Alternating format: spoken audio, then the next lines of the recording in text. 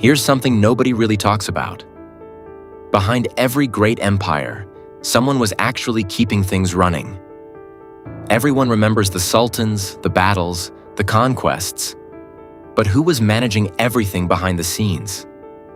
For the early Ottoman Empire, that person was Alaeddin Pasha, the very first Grand Vizier in Ottoman history, son of the man who started it all, brother of the first Sultan.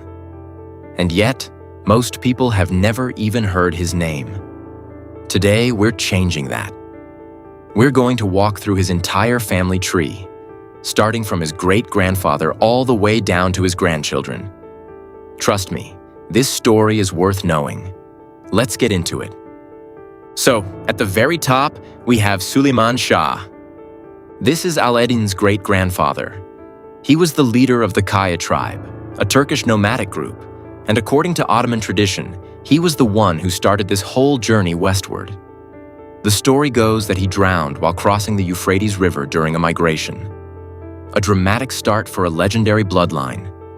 His wife was Jaime Ana, and together they had 4 sons: Ertuğrul, Gündoğdu, Sungurtekin, and Dündar. Now the son who matters most here is Ertuğrul, Alaeddin's grandfather. You might know him from the famous Turkish series. Ertuğrul Gazi was a frontier warrior who led his tribe into the service of the Sultanate of Rum. In return, he was given control of a small town called Söğüt, right on the Byzantine border. That was the foothold everything else was built on. He had 3 sons, Osman, Savcı, and Gündüz. And that brings us to Osman I, Alaeddin's father and the founder of the Ottoman Empire. Osman was born around 1258. After his father died around 1281, he took over leadership and started pushing back against Byzantine territory. His biggest early victory was the Battle of Baphius in 1302.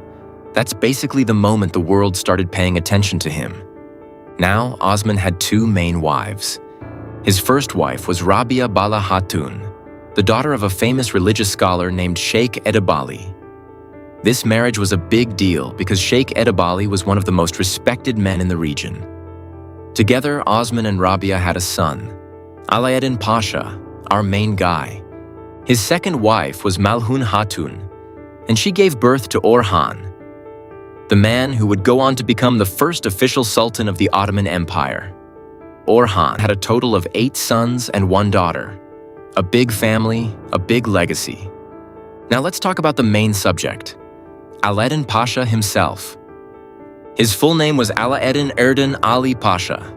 He was born around 1281 in Söğüt and died in Bursa in 1331. Here's something interesting. Historians actually debate whether Alaeddin or his brother Orhan was the older son. We don't know for certain.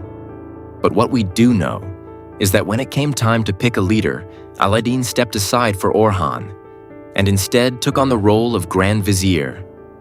He essentially became the empire's first prime minister, handling administration and governance while his brother ruled. On the personal side, Alaeddin married the daughter of a Turkish tribal chief named Balad.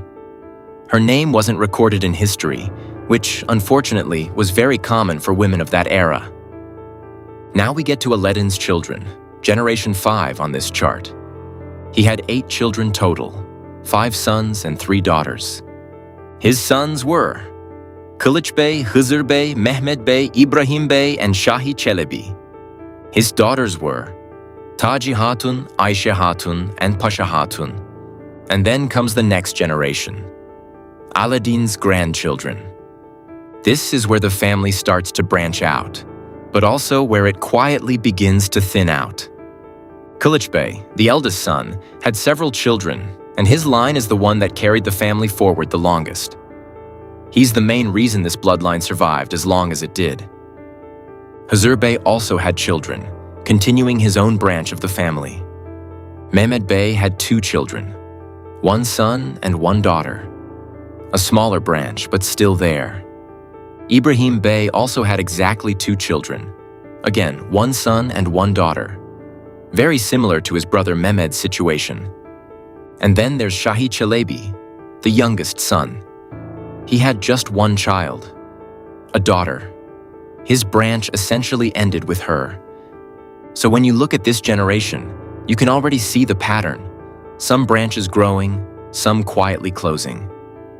And by 1530, just 2 centuries after Alaeddin Pasha, the last known direct descendant had passed away. The line was gone. Subscribe to Historical TV for more documentaries.